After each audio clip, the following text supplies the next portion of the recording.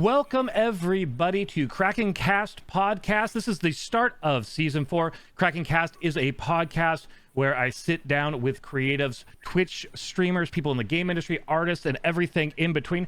Today we're joined by a fabulous Twitch partnered streamer, member of the ESO stream team, an artist, and all-around amazing content creator, VikingTrash. So thank you so much for joining us today on the podcast, Viking. Thank you for having me. I appreciate it. And thank you for the compliment on the, overall grades. I appreciate it. Thank you. Of course. So usually with these things, the first time I have a guest on, I like to just talk a little bit about the journey, because Twitch is a really interesting place. It's a marathon, not a sprint. We all have very different paths to where we get. So I'm kind of curious, when did you start making content?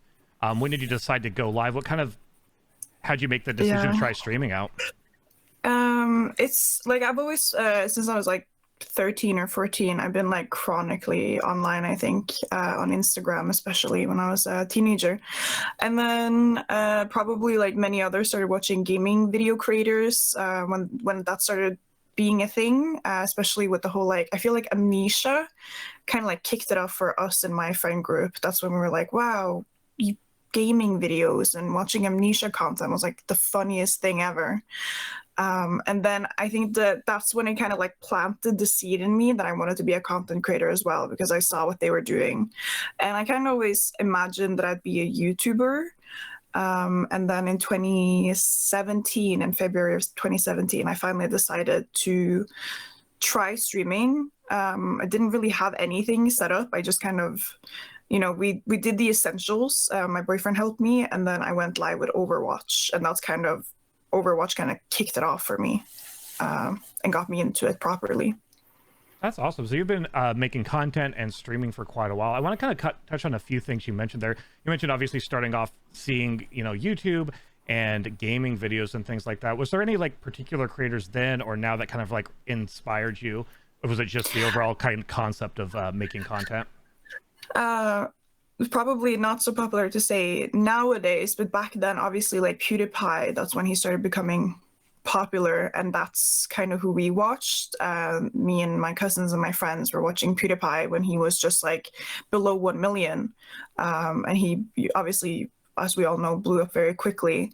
And then after PewDiePie, I watched like a few smaller creators. And then when Overwatch came out, I watched a lot of like Overwatch that they shared more like not funny videos, but more like how to get good. Basically, like Stylosa would share this is how you play, and this is where all the tactics and tricks and stuff like that. But yeah, it was probably PewDiePie who I started watching at the very, very beginning, because I was like, this guy is Scandinavian just like me, and he was funny during the Amnesia videos. And then I think I just watched like random Amnesia videos after that. Yeah, I mean, pretty much. Obviously, any major content creator seems like who's been around a long time is going to have some controversy, but he really was one of those people who kicked off it on a major level. No matter how much like people don't necessarily like him that much anymore, that's the truth, basically. Right. So yeah. And I'm also kind of a little bit curious about your background. I know obviously you've been wanting to be a content creator for a long time, but we all kind of come from different walks of life or have done different things in our lives while getting into content creation. I myself used to run like anime events and do like analytics for tech firms. I know those kind of blended into what became like my style in streaming. I'm curious what kind of things from your youth or from work or from your background that you kind of brought kind of with you into streaming. I can't be like, I'm not one of those like the cool people who are like, oh, I've been gaming since like I could hold a controller, and like, I played all of these like cool retro games. Like, I didn't have a console until I was maybe like 9 or something, and I only had like a Nintendo DS Lite in blush pink, and I loved it. But like, I didn't have a gaming PC. I didn't have anything, so I'd go to my cousins and play video games at their house, and we'd only play like the Mario Kart and Super Smash and Mario Party and when they got computers, I could borrow their computer to play Minecraft. I think we played some like free shooter games and free like MMORPGs and stuff like that. It wasn't until I became like a teenager, maybe I was like 14, 15. My dad had a console and I asked him if I could play Call of Duty. And I was like, oh, like, can I play Call of Duty? I see you have it. Like, the kids in my school are talking about it. I'd like to try it. And he was like, I don't know, like, you know, maybe you're still too young. I was like, no, it's fine, it's fine. And then I properly got into the whole like gaming, I guess. Like I was more interested in trying new games. And then someone introduced me to Skyrim, and I managed to cry myself to a copy of Skyrim from my dad, pretty much. And I was hooked. Like Skyrim is kind of like what officially kicked it off. But I've been playing video games my entire life. I just never had it that much at home, and it was mostly like these very child-friendly games and lots of like Little Big Planet on my dad's PlayStation when I was a kid as well. But at my mom's house, because they split, so at my mom's I didn't really play video games, so it was something that came a bit later, for properly at least. That makes sense, but I mean, even starting with different games, whether they're child-friendly games or not, I think is like a really interesting thing, because obviously when it came to like gaming and gaming actually being and content creation being a viable like path, or possibly a place where people could make money or a living, it was interesting to go from these are just these fun things to do where no one would think of that, to at least where I'm at now. My nephew, who is 7, I'm helping him make child-friendly YouTube videos because it's a completely viable thing for him to, even at that young age, make videos, which I think is wild how fast that kind of progressed. Yeah. That's so cool, though. I didn't know that you helped him with that. That's so cute. I love that. I have a nephew around the same age, so I love that. That's so super cute. Yeah, I just think it's amazing because he's like already just playing around with videos and things. And something you brought up, mentioned Little Big Planet. I'm just going to do a quick aside because I think Little Big Planet is still one of my favorite games of like possibly all time. It's just such a fantastic, fun little game. Yes. It is. It's like surprisingly few. I feel like I played that game, but it is so well made. I played it again on my PlayStation 3, which I can't play anymore because it sounds like a jet engine. But I think I need some more cooling paste on it, basically. But I played it while I was still studying, and I was like, this game is great. Like this game still holds up. The humor is amazing, and the graphics are actually kind of good. All the worlds and levels are great, and it's quite challenging, and you can be 4 people, like couch co-op with 4 people, which you don't find games like that anymore anywhere. Yeah, most games have really drifted away from the kind of concept of couch co-op. Yeah, I think it's interesting you mentioned couch co-op though, because I think one of the things that I really appealed to me about streaming long before I decided I was going to stream for content, but in watching content, is I felt like as I like got older and drifted away from friends, it still gave me this thing where it wasn't like the person on the stream's not my friend, but it was still kind of gave me those vibes of sitting at a friend's house, watching them kind of play through games and chatting and things like that. And I felt like that was a really interesting connection because I came to Twitch very, like I started watching Twitch like 2014. So. Oh, okay. Yeah, I was a bit later than that, but yeah, I think same for me as well. Like it's the social aspect that kind of draws you in with Twitch.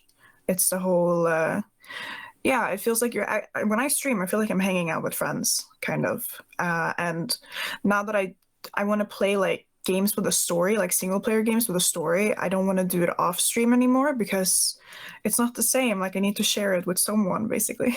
Yeah, you want to share those like experiences with other people because and it has that really instantaneous feedback. Because if you make YouTube videos, TikToks, and all these other ways of making content, yes, people can comment on it and things like that, but with Twitch you have that like instantaneous feedback. People in chat can chime in and talk, and there's like this, while you're gaming, have that like back and forth kind of feedback that I think really lends itself to like wanting to share that with people, wanting to entertain, wanting to have these experiences, whether they're spooky games or exciting games with people.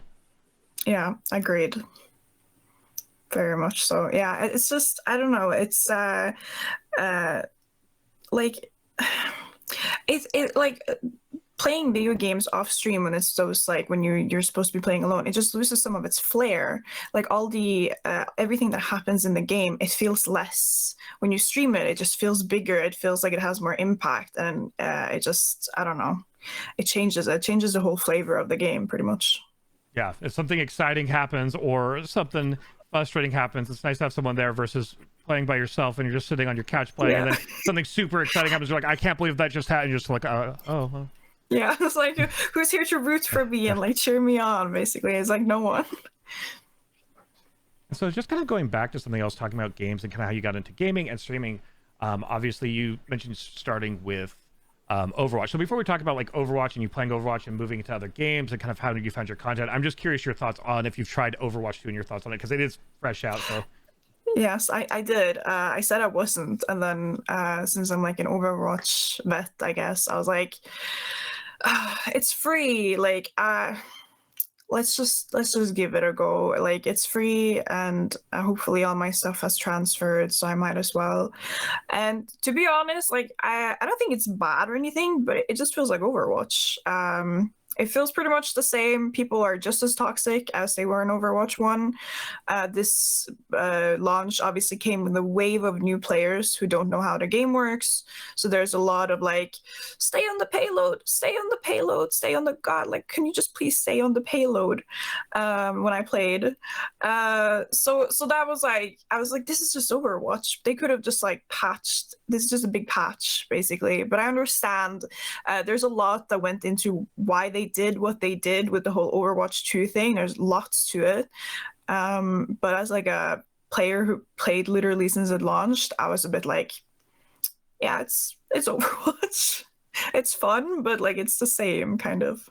yeah, it feels like, I mean, obviously five teammates instead of 6 and things like that, but it feels, yeah, little adjustments. Yeah, it feels like a 1.5. Obviously there's more of like the game and campaign and stuff coming out later, but yeah, I was just curious your thoughts as somebody who kind of started with Overwatch, and I kind of taking a look at some of like the metrics on like Twitch Tracker and stuff.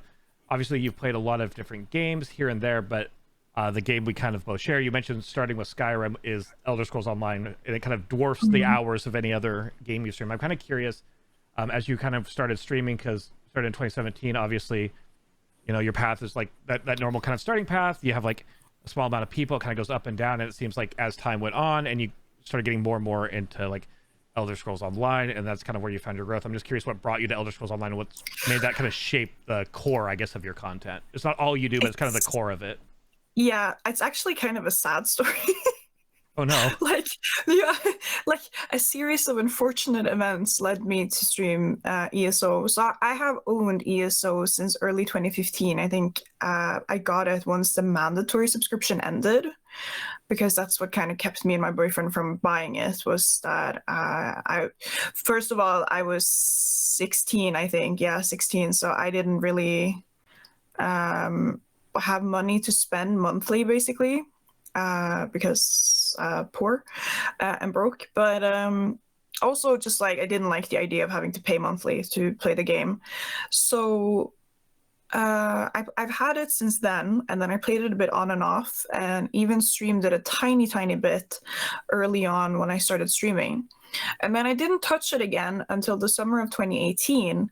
And what happened in 2018 is that I had a Twitch partner harass me for a majority of that year. Yeah.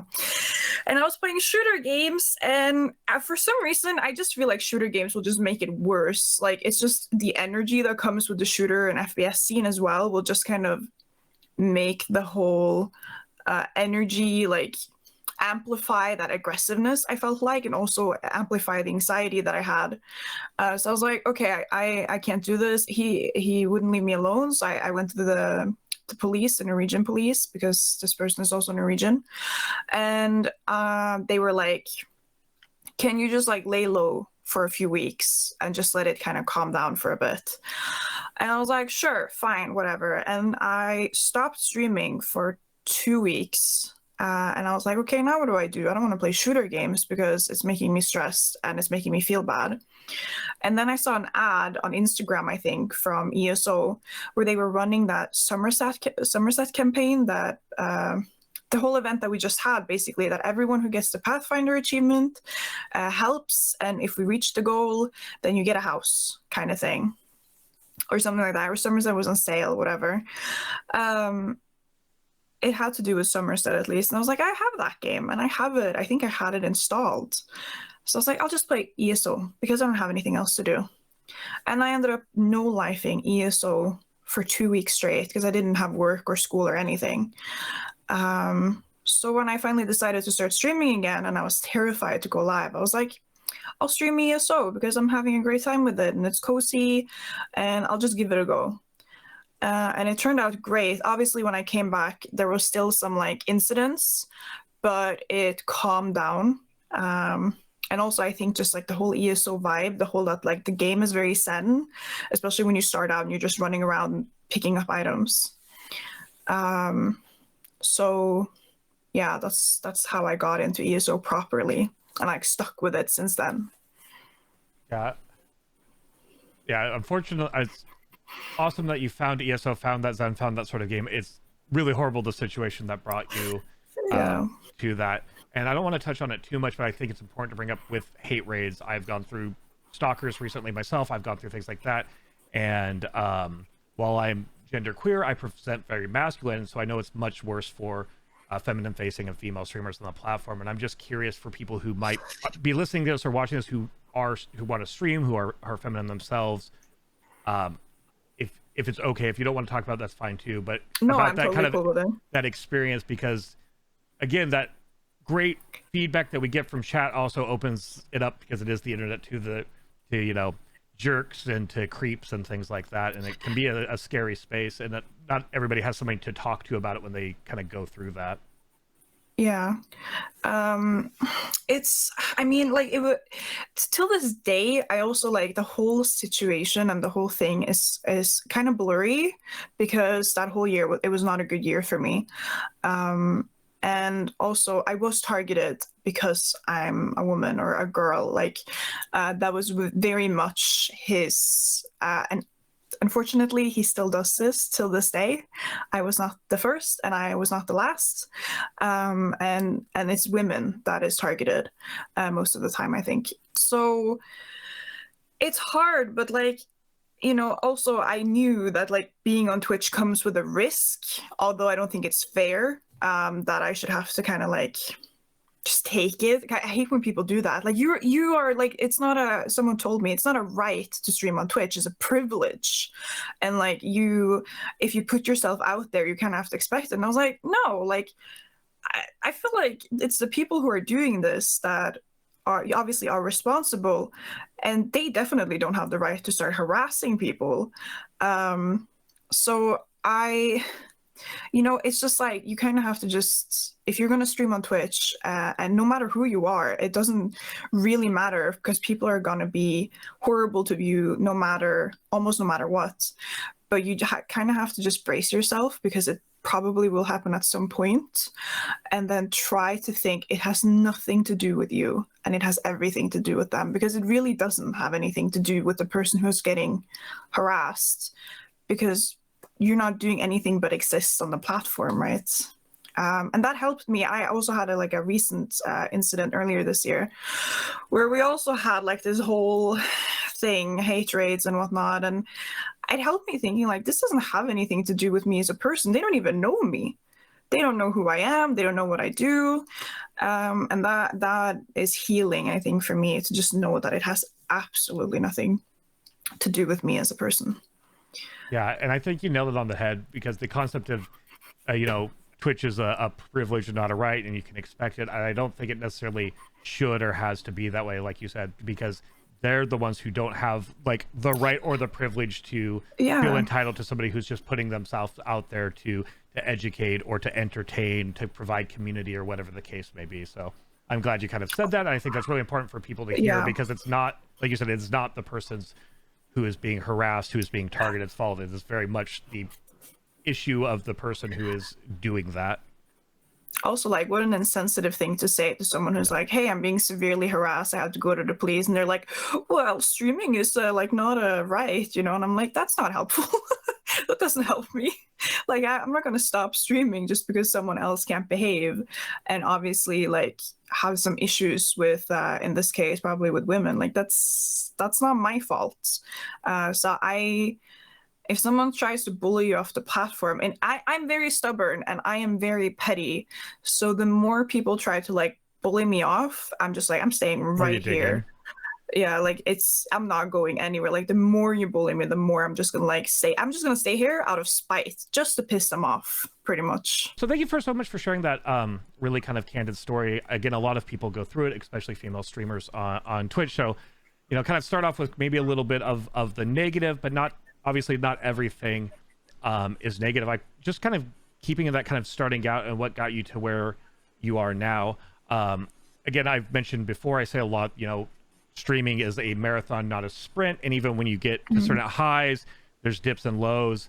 But also at the same time, it's very hard, at least I find mentally and emotionally, when you're, you know, not growing or your numbers are dropping. As somebody who spent a very long time, a number of years, you know, 10 viewers, 20 viewers, things like that, till you and I found that path up. I'm just kind of curious, what was it that kind of kept you going, you know, month after month, year after year? Because I know it can become very mentally taxing to like keep kind of pushing at something.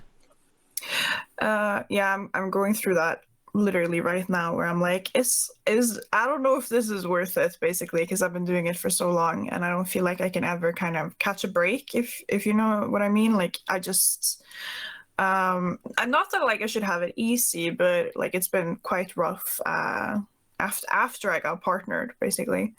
And I think in the beginning what kept me going was that I didn't take it very seriously. I was just playing with friends, and I enjoy social media. I enjoy social media. It's almost like a mini game to me, which sounds horrible, but it's like I like the analyzing and the marketing part, and like I like that, you know, the like shaping and like what should I post, and just like seeing what kind of stuff gets feedback and stuff. And I just I found it fun to like share and then get some sort of feedback back. And I do in my part-time job, I do like social media marketing now in my part-time job.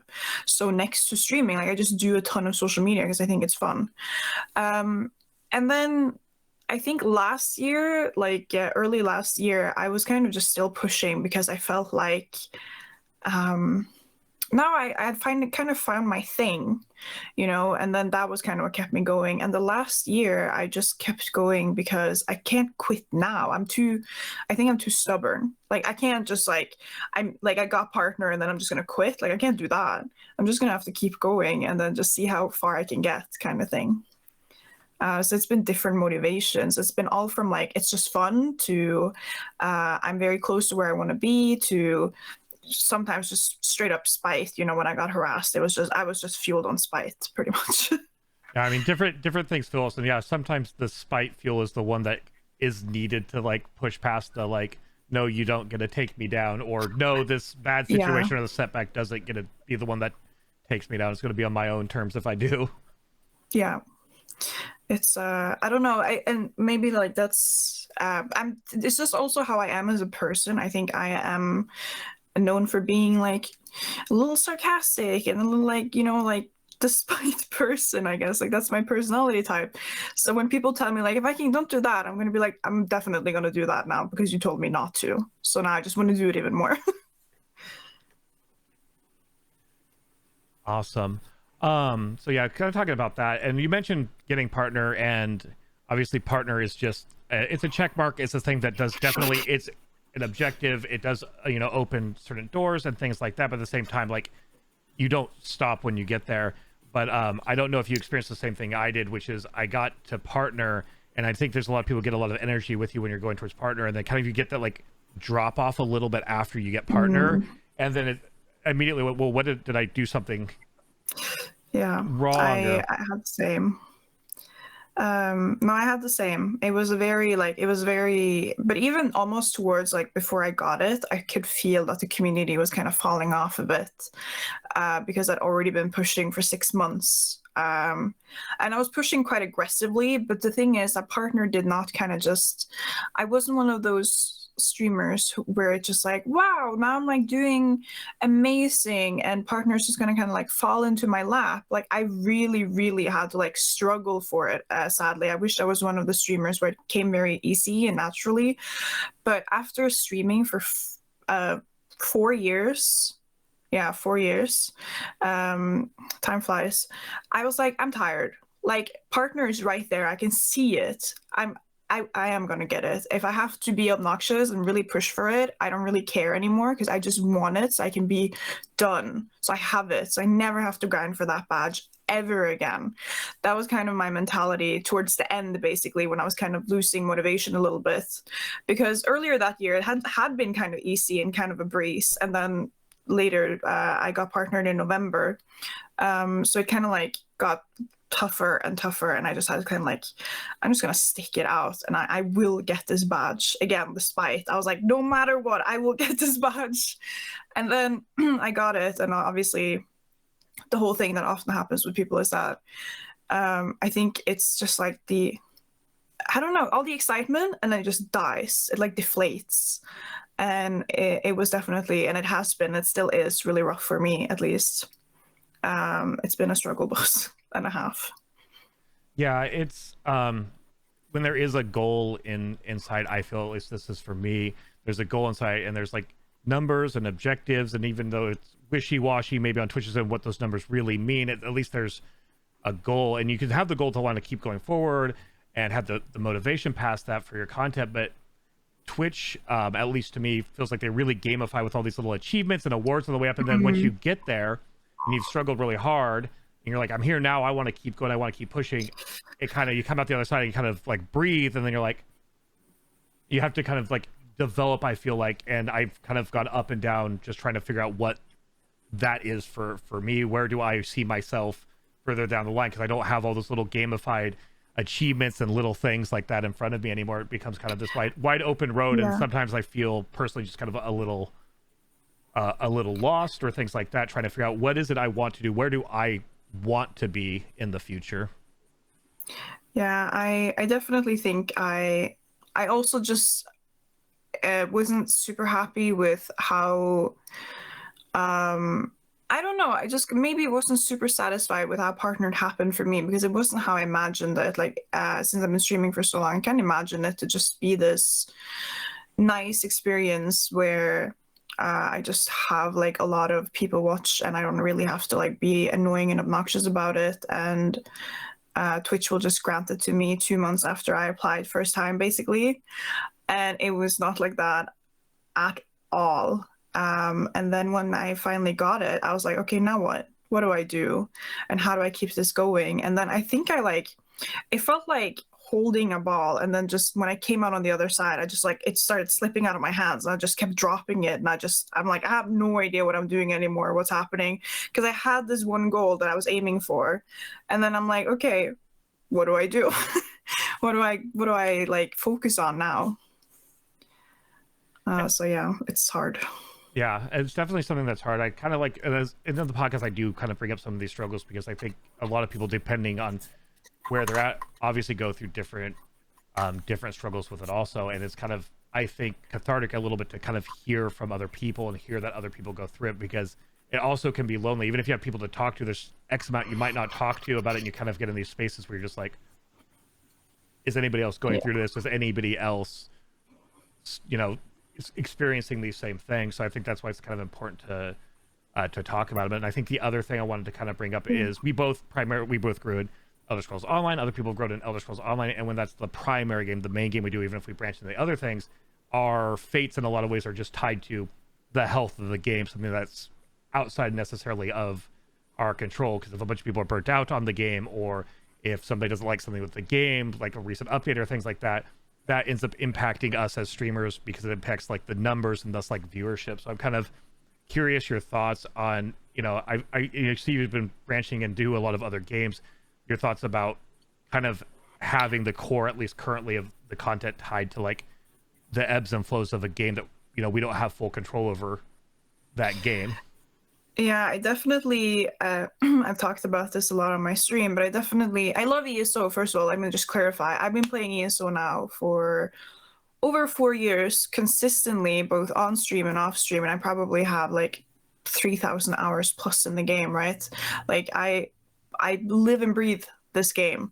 But and like obviously been very lucky to get into the stream team, and Bethesda Nordic has been very generous and given me lots of opportunities. So they're partially the reason that I'm sitting in this chair. You know, like ESO has brought a lot of good with it. But I streamed only ESO for over 6 months to grind this partnership, and I really niched it down.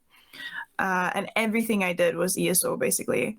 And I feel like, yeah, I got partner, but I also kind of shot myself in the leg a little bit in the process, because now ESO is, you know, there's been some controversial changes in the game, and people are burnt out. People have, you know, event fatigue, but they have general in-game burnout. They are not interested in the content, etc., like all types of reasons why people stop playing video games. So my channel has also suffered because of that, because my community, my followers are ESO people, and the ESO people are not playing ESO and therefore not watching ESO streams. And then when I try to go watch or like go play other games, my ESO people will not watch me play those. And a lot of the people who still watch me still also don't want to watch me play other games. I just kind of I'm not starting from scratch because I'm partnered, but it kind of feels like it at the same time. Yeah, and I definitely know what you mean, because yeah, there is like that core ride or die community who's, you know, fully there for the personality. So when you go down, it's not like you're going all the way down to like 0 viewers going live for the first time, but it's also when you're used to having maybe like 60 viewers, 70 viewers during June during a content launch, hundreds of viewers, and all of a sudden it drops off a lot. And I think the thing I've always tried to do is like, it's hard. I try to imagine it's like, there's still like 20, there's still like 30, there's still people here who are involved and watching it. But at the same time, it's kind of like one of those things where like you're grinding towards partners. So you want to do the one thing you know is going to guarantee the numbers because they're looking at the numbers. And you do it so hard that then you come out the other side. When you want to branch out, it's like, there's going to be people that are with you and they're, you know, super appreciative of those people. That's the amazing, again, core community. But at the same time, it's kind of like, it can become scary. It's kind of like one of those things where you're standing near like a cliff about to jump in, and you know the lake's deep enough and it's going to be a wonderful, like exciting, exhilarating experience, and maybe something will come of it. But at the same time, you're kind of like, do I really want to jump off the cliff? It's kind of safe here. Yeah, exactly. That's exactly what it feels like, actually. I don't know how it was for you after you got partner, if it was the same, if you had the same experience. Yeah, it's hard. And then you kind of try to not like gaslight yourself into thinking all these different bad things about yourself and your content at the same time. Yeah, it's the first thing I do is go, okay, let's see, at least here in the States, our government said COVID's what it is, everybody go back to work. So I'm like, obviously people are gonna be down and there's these things happening. I can logically do this. I can look at analytics. I can look at how many people are playing the game, and I'm very logical. I do analytics. I go, this is fine. If anybody asked me, I'd be like, hey, these are all these things going on. You should, and I've done that for other streamers. These are things to like look at, you know, it's not just you. These are a bunch of factors. But then when I feed myself those factors, I go out on my porch in the night air. I'm sitting there with my dog and I go, I don't know what I did last stream, but I messed something up big time. Yeah, I feel that. And I just kind of get stuck in this loop of like, what was it? And even though I logically know it's not that, I go, what did I do? Yeah, I feel this every day, but I'm very ranty and very honest, and I'll just talk about pretty much anything I feel like. And I'm also very like, you know, like if someone doesn't behave, I'll just call them out and stuff. So sometimes I sit back and I'm like, did I get canceled? And I just don't know it. Like I secretly got canceled because people just hate my face now in ESO because I'm the way that I am. But then people are like trying to like, and I also do the whole like, well, you know, this and this reason why like Twitch viewer numbers in general is going a bit down and stuff. And not to mention a lot of people are also like watching YouTube streams and people are moving to YouTube, stuff like that. But then there's always that imposter in my head that's like, nah, you suck. Like always on my shoulder, like whispering in my ear, like you're just terrible. Like people hate you, which is, you know, probably not the case, but it's hard when you're just sitting by yourself in this echo chamber kind of thing. Yeah, and imposter syndrome is a very real thing. I know it's come up a number of times. I've actually have it in my notes to bring up on the stream, so I'm glad we kind of got there because it's come up in so many of these podcasts I've done, and it even comes from people I wouldn't expect it from. I look at somebody like Ninja614, who's probably one of like the pillars of the ESO category, has what I would consider really solid numbers, can branch into other games and still carry really solid numbers. And even he, when he was on the podcast like a year and a half ago, was talking about imposter syndrome. So I think it's something that maybe not every streamer goes through, but I think a lot of us go through that. Like, okay, they kind of figured out I suck now. I guess I fooled them as long as I could or something. I think unless you're like unless you're a major, what is it, like a narcissist, basically, like most people are gonna look themselves in the mirror after a stream and just be like, wow, that was real bad. Like that was not good. Basically, you're like, I'm not doing my best or whatever. I think that's pretty natural. Not some people might do it way less, but I still think it's something that we all have to go through at some point. Yeah, and it's again, even if you have fellow streamers and things you can talk to about it, it's still that nagging, like you said, that voice on the shoulder sometimes that can plague us. You did bring up, like, you know, maybe, you know, you bring up the, you know, you're ranty, you're going to call people on their BS, and that's who you are, and maybe, you know, you got canceled. But, you know, I kind of want to go head first into that, because I think that's what makes your stream unique, because that's you. And I think that's one of the things about streaming is, if everybody just did the same exact things and had the same exact personality, then we're just photocopies of photocopies, and you are very authentically you. At least when I started watching ESO streams, before I just decided to move into streaming ESO, I would lurk in a lot of streams. That's one of the things like that I quickly noted about your stream, is that you were very authentically you, to a point where you're not going to like change, or at least it didn't seem as a viewer who was just lurking and kind of knew your streams, that you were going to change who you were, and that you were going to be, you know, you're going to be blunt if it called for it, but you were also, that also meant that if people were viewing you, they could trust you to basically be honest, because you're not going to necessarily sugarcoat a thing or something like that. And I think that's actually, to me, in my opinion, at least, that's a good thing. And I think that attracts the type of viewer who wants that kind of like thing. And I think it's good that we have those different personalities. So I think, to me at least, I thought it was kind of really a strength and something that really kind of made me kind of lurk on your streams and things like that, because it was like this, you know, very kind of breath of fresh air, because you are, again, at least from a viewer perspective, very authentically you. Thank you. I appreciate that, first of all, because it's very like validating, and also like, again, I can't, because the thing is, I can't, I simply do not have the energy to have a persona while streaming. I watch other streamers and they're very upbeat, and they have almost like their brand is very strong throughout things that they say and things that they do. You know, streamers who have like little phrases that they say when people follow and stuff, like the brand runs through everything, and I love that. And I used to be a bit more like that when I was younger, but I don't have the energy right now, at least, to do that, or to be someone else. Or if I'm having an off day, then unfortunately stream is also going to be a bit off. It's going to be less energy. But if I'm, say I chugged a cup of coffee before I went live and I am energized, you're gonna notice, and people will point it out. They're like, whoa, what did you have today? You know, why are you so like different? Like, because I can only be myself in that moment, how I feel right there and then. I just straight up cannot be any other type of way. So, and that also comes with like the bluntness and the honesty and the sarcasm, sadly, and like the bad traits, but also the good traits. So I'm always very insecure, I think, about like maybe I'm too off-putting as a person, because at the end of the day, that's just me. That's also how I am at work. That's also how I am with family and friends. So if I don't do well on stream, I kind of always conclude that I'm just a bad person, basically, which is not good. Maybe that's why people make personas too, so they don't do what I'm doing right now.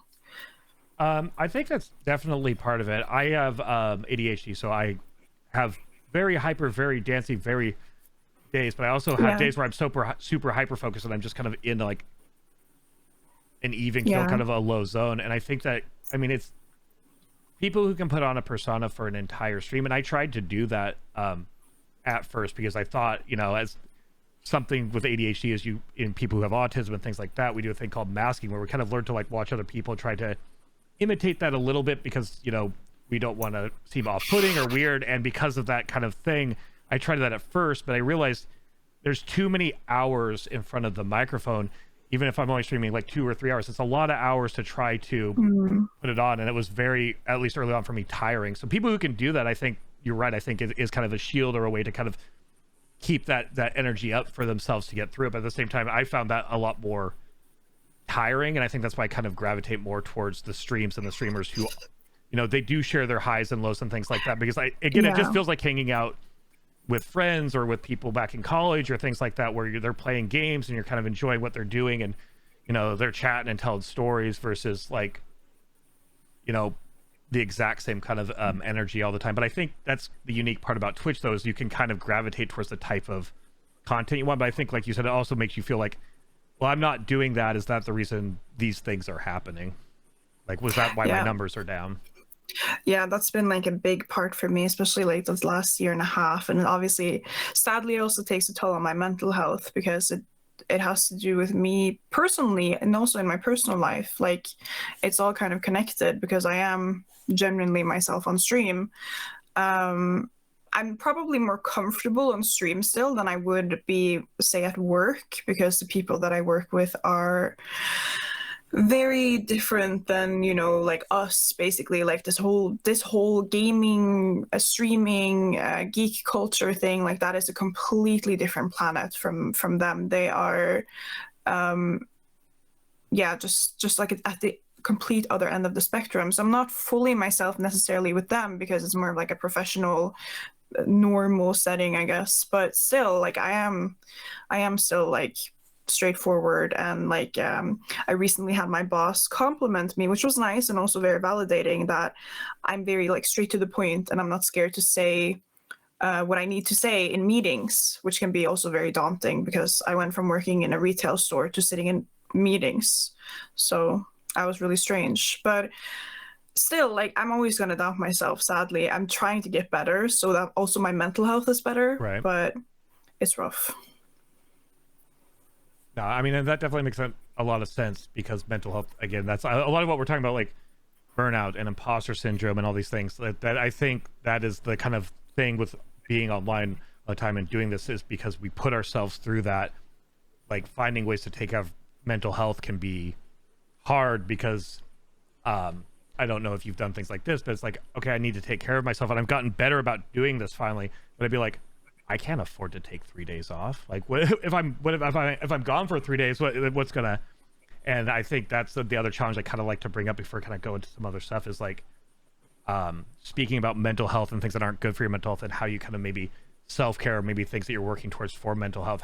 How do you find the ways to actually treat yourself like kindly, or get yourself maybe out of that if you can, or give yourself the breathing space to say, hey, I actually do need to take a day? Because again, when you're a streamer, when you're a content creator, the concept of taking time off can be, at least for me, just utterly frightening. Yeah, I'm lucky because I don't do content creation necessarily to like feed myself. But unfortunately, I am quite obsessed with the numbers. So when the numbers drop, it's like getting hit by a bus. Like, I feel it in my head. Like, it's awful. Like, it feels terrible. And it's a shame that it affects me that much, but unfortunately it does. And I think for many content creators, stuff like that will affect them. So I'm constantly trying to be kinder to myself. I'm not good at taking breaks, sadly. And unfortunately, when I have taken breaks, like I just took 2 weeks off because my cat passed away. And I just, since she was such a big part of the stream, it felt awful to like sit here and stream. And then it was like a constant reminder that she had passed. So I took 2 weeks off and it felt great, but it did not feel great when I came back because I could instantly tell the damage that I had done by being away. And it's a shame that when you do good things for yourself that is supposed to be good for you, you get kind of instantly like slapped on the wrist. You're like, oh, I shouldn't have done that, basically.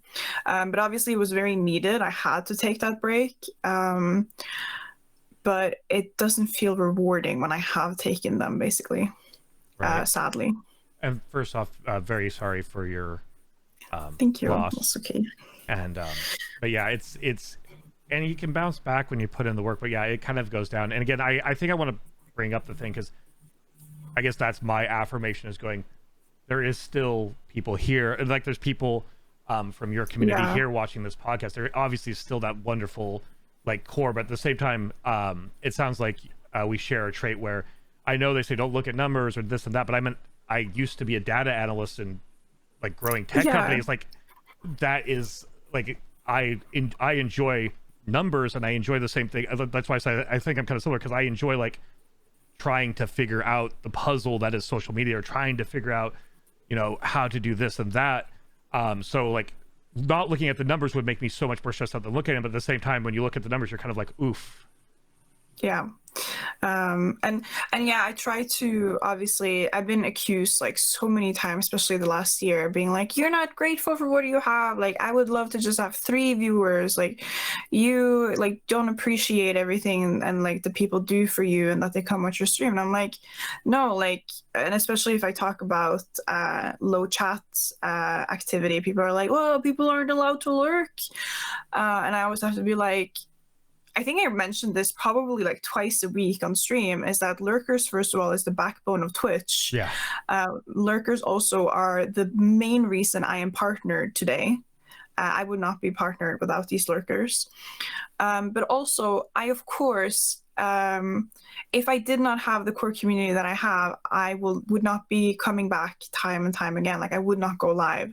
They are literally the only reason that I go live, because they make it worth it.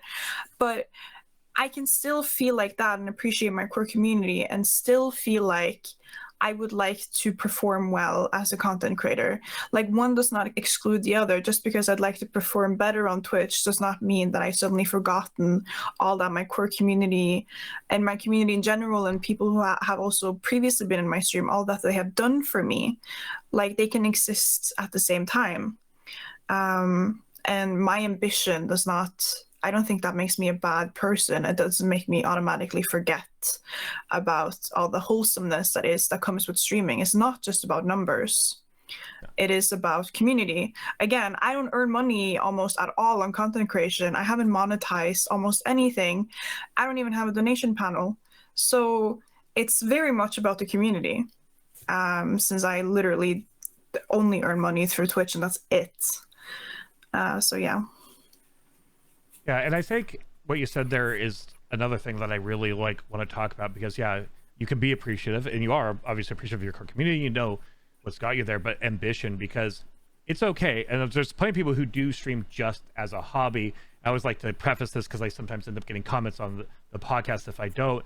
If you're just streaming as a hobby, this is not geared towards that. But for people who do want to get bigger, want to, you know, hit certain levels, want to, you know, push it far, it does take a level of ambition and goal setting. And I think there comes this point also, and I notice a lot more people talking about it and bringing it to light, which I think is important, because if you are pushing, you know, that ambition, and, you know, part of that is, you know, monetizing certain things or wanting to do better and get bigger numbers, like that's not a bad thing. And I feel like there's this weird sometimes push and pull where people act like it's bad. I think if you don't have ambition and you don't have goals, then it becomes almost impossible to reach something. And again, it's not about people who do this as a hobbyist, but for people who want to like grow, you have to have a certain level of, I feel like, ambition. But yeah, I also struggle with that, like being made to feel like that is necessarily a bad thing, or this kind of pseudo culture, because it's not everybody who streams. So there is like a pseudo culture who thinks that it's bad to admit that, hey, I am doing this as a part-time gig, or I am doing this because I want to grow. And I think it's important for people to be able to say, hey, you know, I am doing this. I'm doing this for the community. That's the reason I keep doing this. But I also, yeah, I have goals. I have dreams I want to achieve. Being a content creator without like trying to push for growth is very like, that's counterproductive. Like literally the whole point you're streaming on Twitch is to have people watch, like, is what I tell people when they're like, no, it's not just about the numbers. And I'm like, if I didn't care about the numbers, then why am I here? Like, what's the point of streaming then? Because you cannot tell me that it's just for fun to sit in a stream where no one's talking and no one's watching you, because that's, you know, everyone who started streaming probably had it a bit like that in the beginning. I had many streams where I would only have like a few chat messages per stream, and mostly we're just talking to myself. That is not fun. Like, the fun is to have people watch you, but if you want people to watch you, you have to hustle, you know, you have to do something. So like, it annoys me a bit too when people kind of get mad at content creators for doing what we're supposed to do. It's literally the whole reason why we're here, in a way. And the same when if you post something, a picture or whatever, especially I think women get this a lot. If they post something kind of you know, like not lewd necessarily, but anything that is like a nice picture, they're like, "Wow, you're just posting this for attention." And I'm like, yes, that is kind of the whole point. Like, that's exactly what I'm doing. Like, yeah, that's the point. Yes, that is part of the content strategy here. Yes, that's yeah. Like, yeah, I want you to comment and like this and give me compliments. Like, sadly, that's just how this works. Like, I post content, you give me feedback, and that's part of it, you know? Yeah, exactly. And I think that like nails a lot of that when it comes to like ambition and goals. And like you said, it's, you know, because it's not fun just sitting there talking to no one at first. And while I have been only streaming for about 2 years, I actually brought a community with me, so I've gone through a similar process, just not necessarily on Twitch, growing a community. Like I said, I used to run conventions and things, and they kind of went up over time in years and years and years like that. I just happened to have a community and skill set I brought with me, but it still was the same thing when I was running conventions and these anime events and things like that. Is I wanted them to grow bigger, and I wanted there to be more people, and like that's just like part of life. Like, I'm doing this because I want the comments and I want the validation. Yes, I'm here for the community, but part of growing is building more and more of that community and growing that group of people and that, you know, following. And that's just how people work. Like, everything you do is to like get something out of it. Even if you do something for someone else, like if you do something nice for someone else, you end up sitting with a good feeling. Like, at the end of the day, everything is about doing something that gives you some sort of good feeling back, you know, at least the things that you want to do, right? So it's just, I feel like it's natural to pursue things that makes you feel good or feels validating or whatever. So with that, let's go ahead and kind of segue. I mean, I think we talked a lot about really important things. I like to talk about mental health, and I also kind of let the podcast go where the conversation takes us. But there's a couple of things I really wanted to talk about. And it's also about your content and about you. Like, one of the things I first also noticed when I first came to your stream and was lurking, when I was working around ESS streams and first finding streams, is your art panels and things like that on your stream, and the way you have present your stream. I was wondering if you want to talk a little bit about, like, was that always kind of like the artistic direction that you were kind of going in, or have you gone through rebrandings, and how did you kind of come to this like branding that you have? That's so funny that you should mention it, because it didn't used to be like that at all. When I started stream, I've always been VikingTrash. Like, I've always been VikingTrash, but VikingTrash has not been the brand, basically. So I'm a huge anime fan. Like, I'm a weeaboo through and through. Oh, and awesome. I used to be very, very into like the kawaii, dekoden, decora, like cutesy Harajuku like stuff. That was like my go-to aesthetic. So when I started streaming, everything was pink. Absolutely everything was pink, and it was very cute. And I streamed Overwatch, and I was a diva main.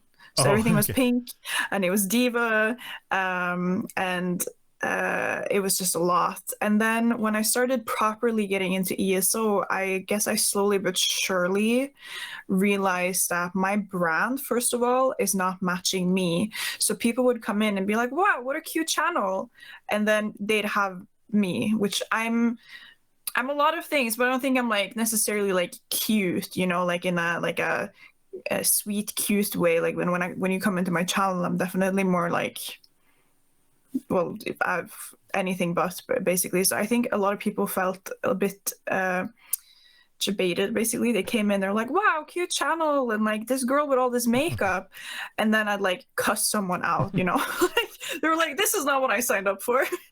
So I kind of had to find something where I could alter it to more like fit me as a person, so that people could get sort of like a feeling, you know, branding is everything. And I'm very brand aware.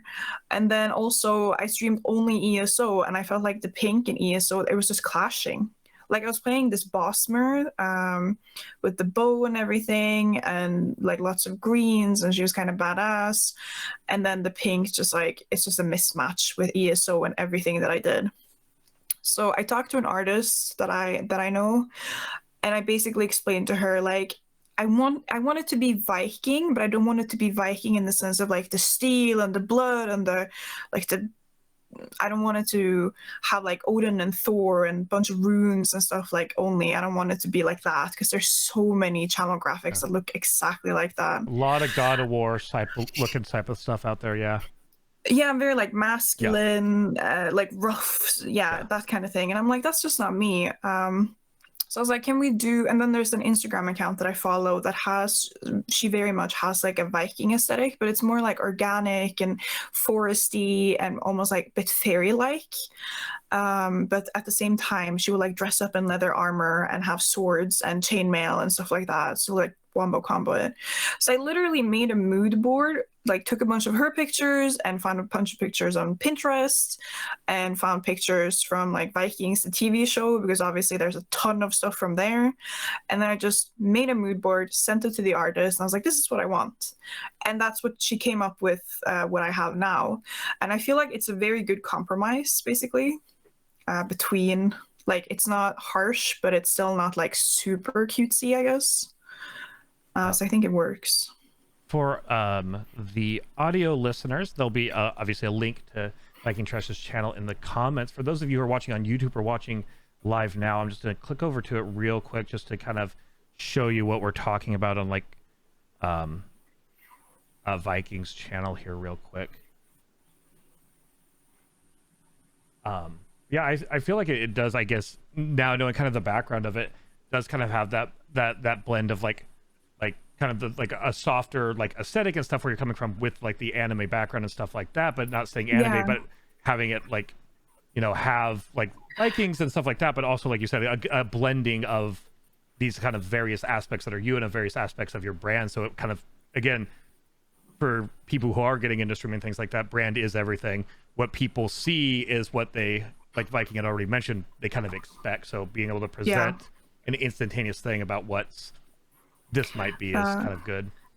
And they, like, people will instantly tie certain things to you. Like nowadays I will hear people be like, oh, I saw this thing, like this house from this video game that I played, and I thought of you, right? Because they tie the colors with me, they tie like the fairy lights and the, you know, the green leaves and everything, like the plants, like and the brown leather, like even in my ESO characters, like and my main especially will have like the brown leather armor details and stuff. So it they like, it's so important because it ties to my identity also. Right. And I think that's, again, I really like that. That's why I wanted to bring it up. And I think it's really cool to hear like the mood board and things like that, because honestly those aren't even things I had thought of or would have thought of when it came to like branding. I always feel like I have to come up with so much, but the idea of like actually like just like you said, compiling a mood board and be like, here, I love your art style, this is art, I want to work with you, here's like, this is the feeling, this is the vibe, can we get where we want to. I love it so much, and I love helping people with their branding as well. I've had friends come and be like, I don't know what I want for my channel, like I want to rebrand and I want to have something that feels more like me, and I don't know what to do, Viking, like, and I'm like, oh, we could do this and this and this and then and these color codes and these color schemes, and like I love that stuff. And I think that's also why I do housing in ESO and like creative stuff. I just love putting styles together basically, and branding is so much fun, and nothing makes me more happy when people have like very solid like yeah, like the colors, like you tie certain colors with them, you tie certain like items and things with them. So yeah, I think that's one of the most fun parts of Twitch actually, is like shaping this aesthetic part of it. Yeah, you get to shape the aesthetic shape your brand, and like you said, it starts people make connections, certain things with you as a streamer, which builds those like community connections and hopefully leads to that the growth and things like that. Another thing when it comes to like shaping communities and stuff, you've talked a lot about how not going to take any nonsense on stream. You're going to be blunt about your branding and things like that. It's something I also kind of want to bring up, because I think it's, when you're talking about like the different backbones of Twitch, I think a backbone of Twitch is mods. And I'm just curious, like, because I feel like finding mods can be a very difficult thing, but as you find those people who are willing to say, hey, yeah, I will give up some of my time while you're streaming and help you out in ways that let you and we were talking about before stream using this new Twitch guest feature, freeing up your hands to like focus on other things is so important. But I'm kind of curious about not maybe necessarily the mods you've selected, but kind of like how mods in general have kind of helped you grow, or at least like have that kind of foundation to grow on. I think like obviously mods often for a lot of streamers will also be friends, and I think that's important to like have mods that you kind of also, you can banter with them and you're friendly with them, you would talk to them off stream and stuff. And my mods, they don't have to mod, like my stream is not very hectic in any way. Like mostly modding in my channel is like sending people a Discord link and or maybe deleting the occasional message because it's not in English or whatever. But it's also just knowing like someone is backing you up. I think that is like essential when streaming, that you at least have like one or two mods, that they're there and kind of like they're behind you, they're supporting you, and even though maybe they're not actively talking in chat, that they're kind of watching over you, making you feel safe. And they are I don't know, like it's obviously they're also a bit like viewers, but they're closer to you. I don't know if you can hear me. Your audio pinged out. I don't know if it's the Twitch. Oh, there you are. Okay, sorry. I don't know if I think I should be good fine. But yeah, I just think like mods are like an inner circle. Like you have almost like your own guards. It's like your own guards, like bodyguards, but also close friends. I think that is it's very important, even when you start out right off the bat as a streamer, that you have at least one or two people you can trust who will just, be there. If not super active, they'll at least just lurk. Yeah, and when they are there, like you said, even if your chat is not like super hectic, like if you're busy, be able to say, hey, this is what's going on and things like that. It's just like you said, friends and people who are willing to like lurk and be there and give you kind of that extra like boost of support, because we've mentioned a lot of things, the start of stream that can be like daunting. So I feel like it's really important. I kind of want to bring that up too, because I feel like mods get a lot of love on Twitch in general, but I do think because I've noticed a lot of people who end up listening to the podcast in audio format are people getting into streaming. So while it's not necessarily a streamer advice thing, I like to bring up mods and things like that, because I feel like it's so essential once you have those people you connect with, to have them. Yeah, I also think it's essential to remind people, because I see, not often, but every now and then you'll see like a post on Twitter making rounds where someone is like, I actually had someone say that in a channel I moderated in, where they were like, oh, my mods are terrible, like said that in a chat openly where there was a bunch of people, and I was like, and I was modding in that chat. I wasn't streaming, but I was modding.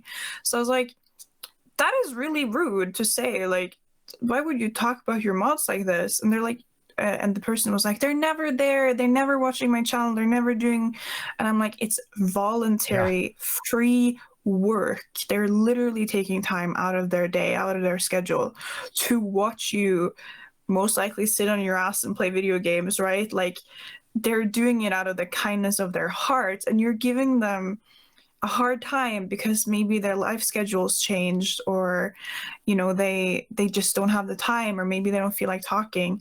And I understand that if you have inactive mods, then you might have to switcheroo, like switch around or listen and be like, hey, are you still interested in modding? Like if this is not something you feel like doing, maybe step back, stuff like that. That's fine. Like stuff like that happens, but you don't talk badly about your mods at all, but most definitely not in like other streams like that. I found that very, very odd, and I can't believe I have to remind people that it's literally voluntary work.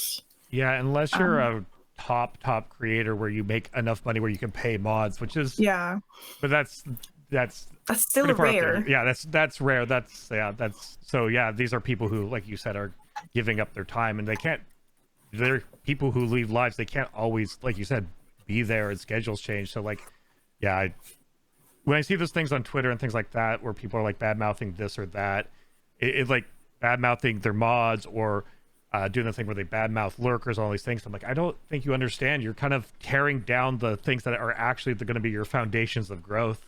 Yeah, and you're if that's not shooting yourself in the leg, I don't know what is, basically, because you're trashing literally the people that probably support you the most. Of all the people who will support you the most is probably the mods.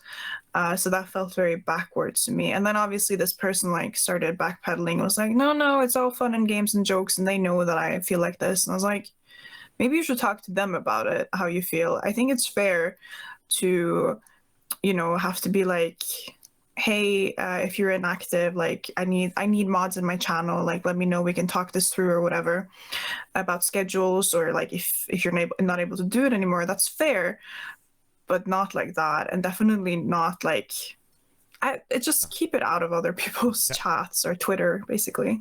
Yeah, there's streamers I watch that when it's their own channel, they have a relationship with their mods because they're friends, where they have maybe banters or say things like that jokingly. But to be like, bad mouthing in another channel, things like that, where it's clearly not banter, is just. They seem like they meant it, but obviously when I called them out and was like, that's not very nice, they were just like, row your boat, basically. So people bantering with their mods is totally normal, but it's for both. Yeah. And another thing I wanted to kind of talk about, for people who don't know, when you become a Twitch partner, there's a few little perks and things that you can do. One of those things you can choose to do when you become a partner is you can form a stream team if you want, and if you have an idea for it. And I'm sorry, I'm really bad with pronunciations. Herdheim? Yeah, we just say Herdheim. Herdheim? Okay, Herdheim. Yeah. Obviously, is the stream team you formed with yourself and other content creators. So I'm just curious, like, was that something that you always kind of wanted to do once you got to partner? Or is that something after you got to partner, you went, hey, now that I'm a partner, maybe I can grab some of these people and, we can kind of push each other? So it started actually while I was kind of seeing partner in the horizon a little bit, when I was like, this might actually happen. And I talked to a friend who also streams, and she mentioned how she doesn't have a stream team that she wants to be on, or like she just wanted like kind of like a home base kind of thing, somewhere where you can kind of touch down if you have questions and stuff. And I realized that before I made it to the ESO stream team, I didn't really have that either, where I could just kind of have a space where I can talk to other creators a bit about things that are relevant to us. So I decided that if I got partnered, I would create a stream team that is purely a home base, which is why it's called Herdheim or Hildheim. So as I'd say in Norwegian, because heim means home in my dialect, in the Norwegian dialect that I speak, and hird is kind of like an old word for like a group of people, or like the king's people, or I guess like the king's close group of friends and family, I guess, in a way. But I just looked up like old Norwegian names for friends or family, basically, and Hird came up.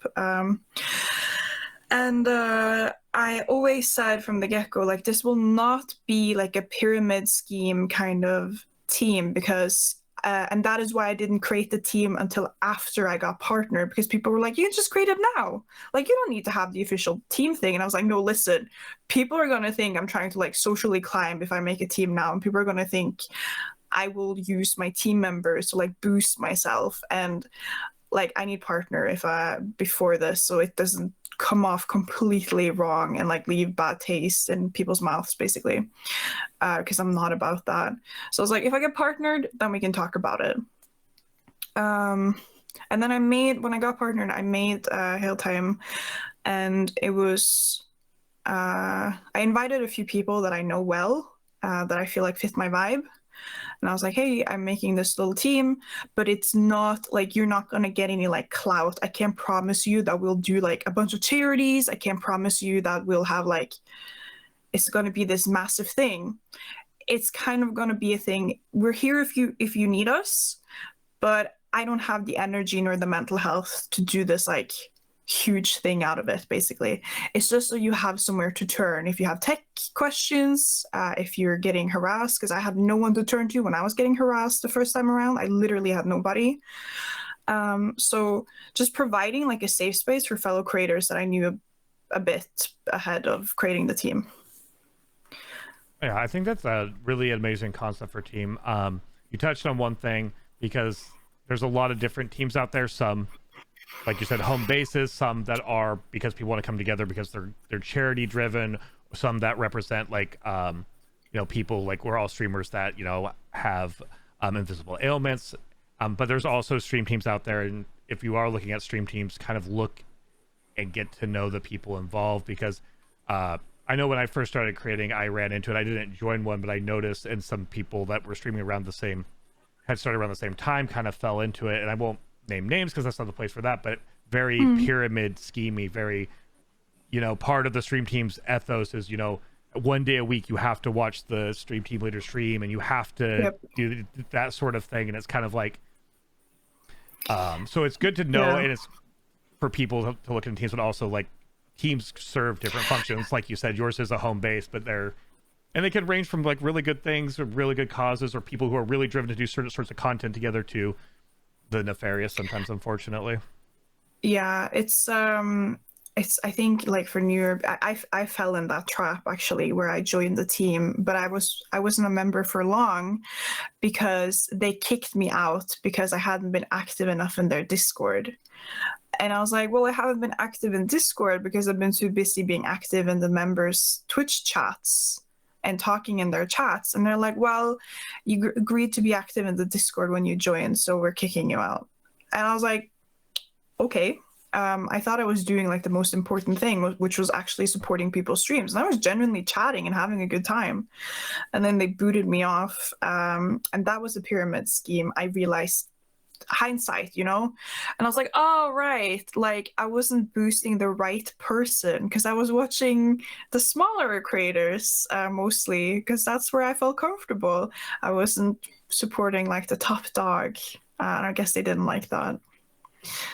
So yeah, just be careful if you're new to streaming to just like be very critical when you look into teams. And I think the safest bet is to join a team where you already know a lot of the people.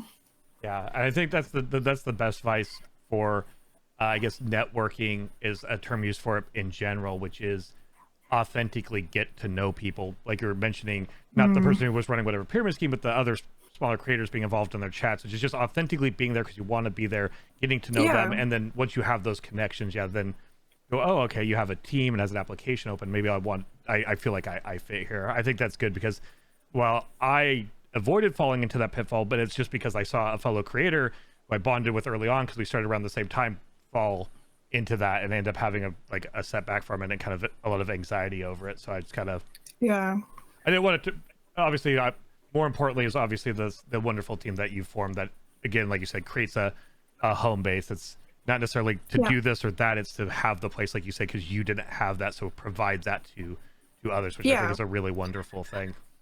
And I think I enjoy mentoring a bit, like not to like toot my own horn, not that I like necessarily am a person to be a good mentor, but I like being maybe that person that people can turn to, I guess. Like I enjoy being that kind of person where people can come and be like, hey Viking, what should I do?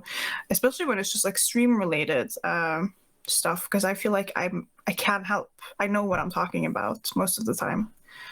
And that and that in its own way feels, in my opinion, validating and good when you're able to like, I went through these things and maybe it'll be different for you, but here I can provide you with this information, or this is what worked for me, or oh, you're setting up a condenser mic for the first time. Oh, let me help you with that. Like, it feels good to go, hey, I went through these and I'm able to like impart that on others and actually like help other people in a way that maybe someone else helped me, or in cases of myself, people didn't help me, and be able to do that for others. So I think that's a great thing that you do also. So it's nice to mentor, to help, and to be there for others. We already walked that path ourselves, basically, like especially like the getting started and navigating that whole space. So it's nice to, at least like now, the information that I have is easily accessible for my members, I guess.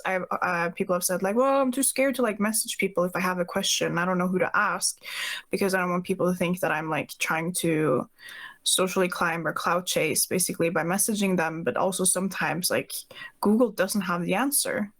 And if you're just starting out, you're not going to have this huge network where you can just ask, basically. So that was kind of like, yeah, I'm just like, I'm here if you need me, kind of, for my members. And we're not like many, we're not like a huge group, but I had to start small because I have to be careful with how much I take on.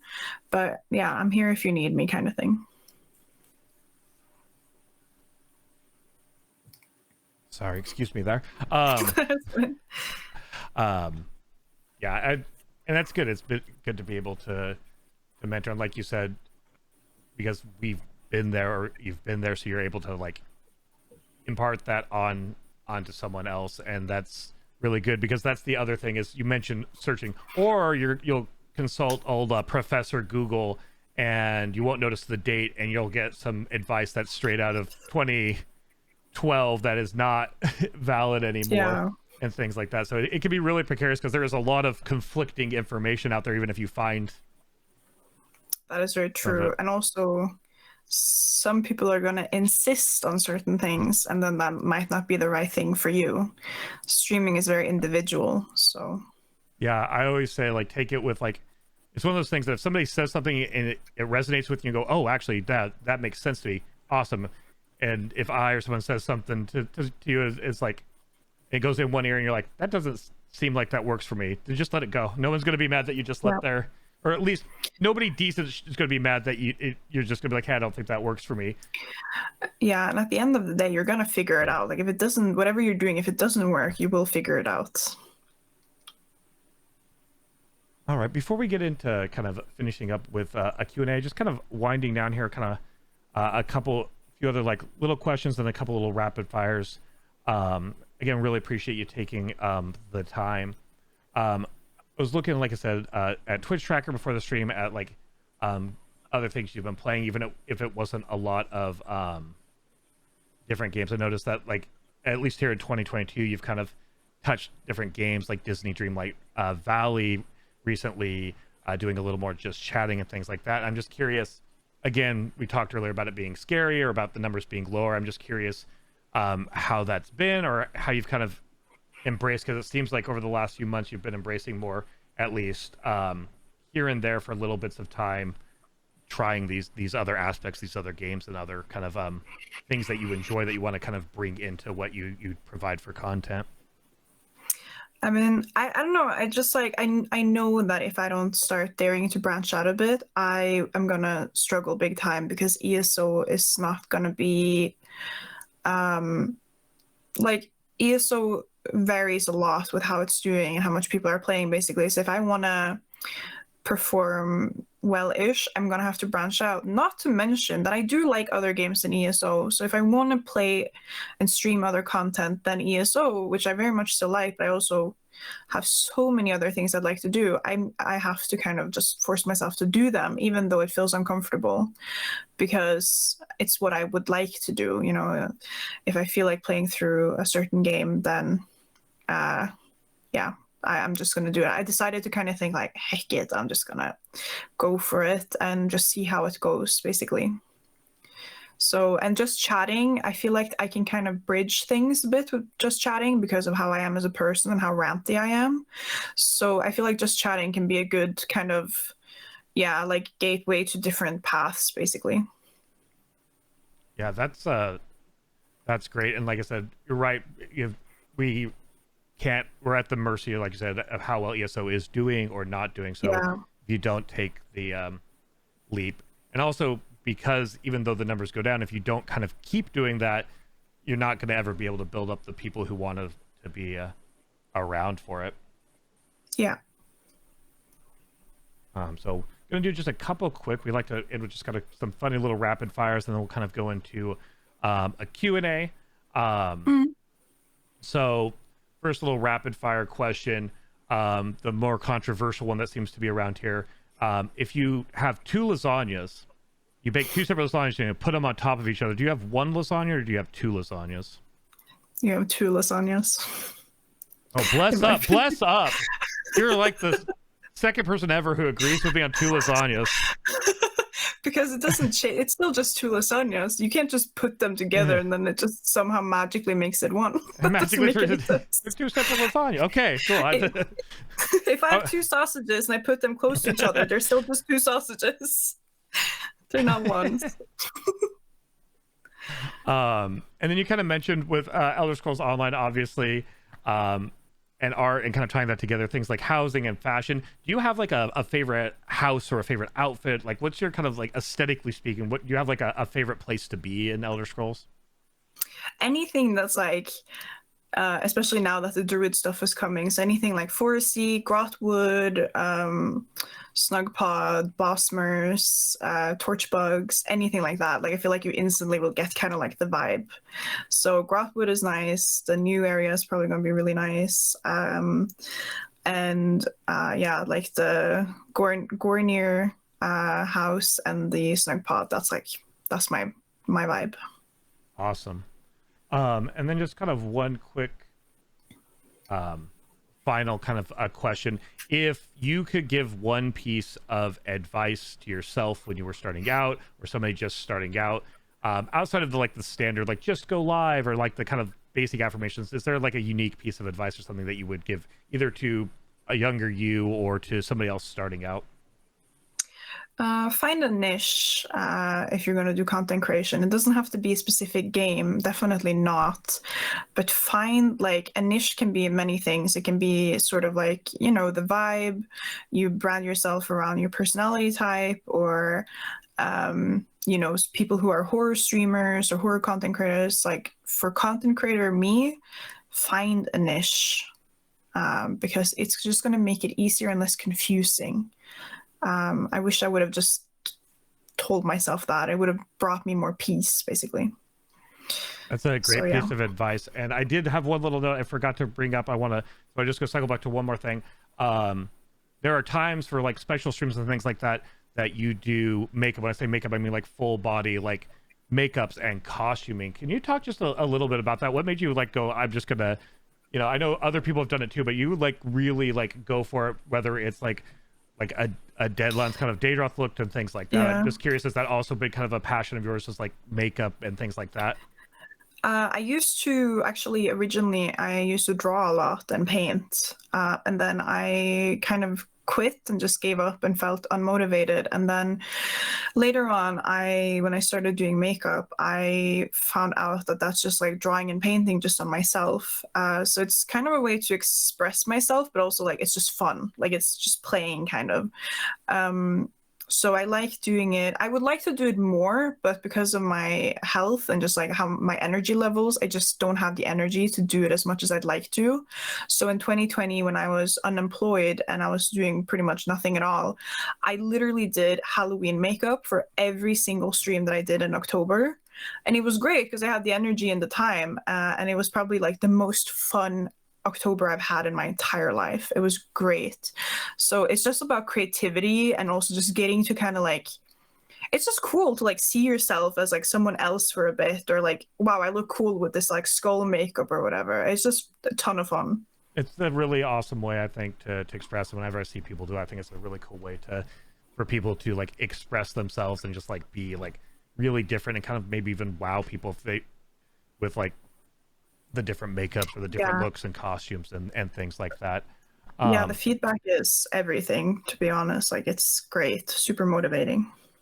And the last question we always like to kind of end on before we do the Q&A is, I always ask people, because some people just have a name because it was their gamer tag when they're younger. Some people have a lot of thought behind their name. You mentioned you've always been VikingTrash. Is there any story behind the name VikingTrash? Was that just kind of a name you put together?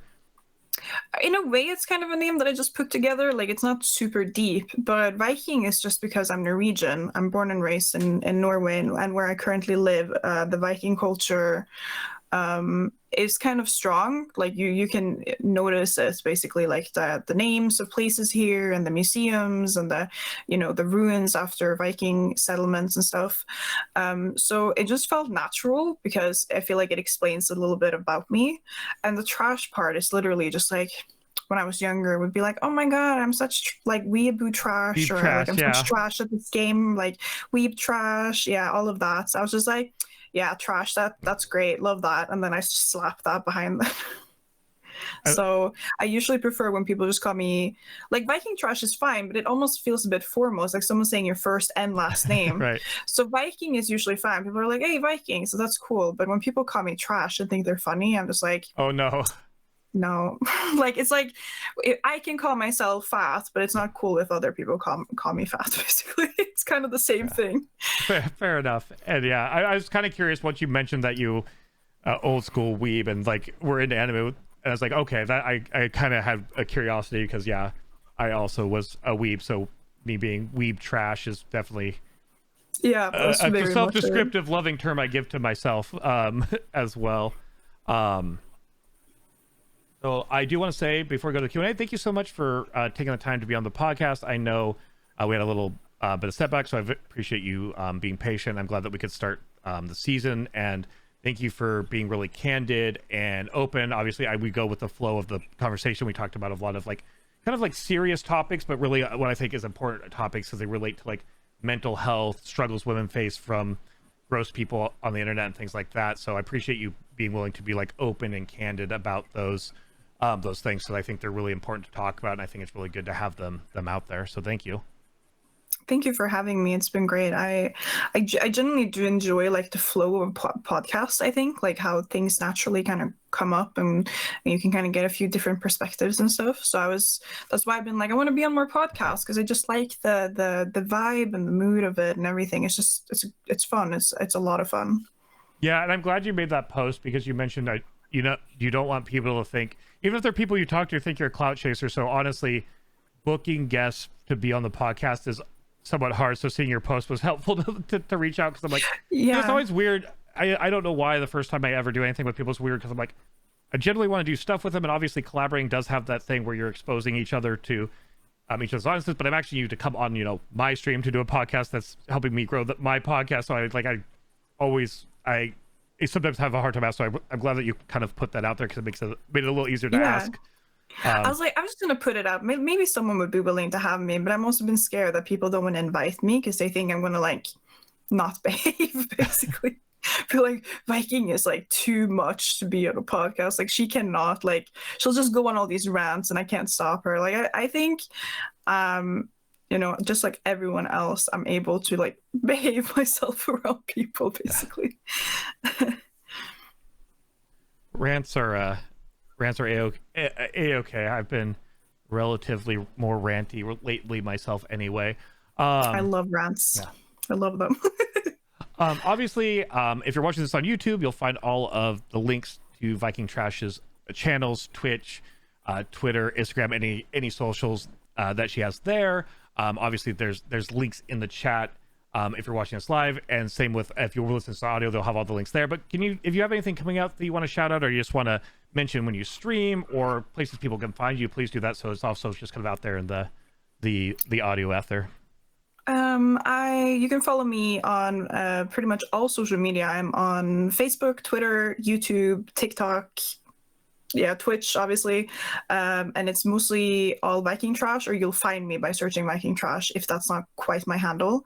If you're interested in watching ranty streams or creative streams, or you want to learn more about indigenous Sami culture or Norway or Vikings, then definitely my channel is the spot to hit up. I don't have anything coming, but who knows what October might bring for some makeup stuff, basically. All right. So, thank you for taking a couple hours out of your life, especially since you have a bunch of hours on me. So it's the evening time, the nighttime over there for you. So. Yeah, it's almost 10 p.m. But yeah, I appreciate it. Thank you for having me on. I really enjoyed this. Definitely want to talk indigenous culture at some point. We definitely should. Is something I rarely get to talk about.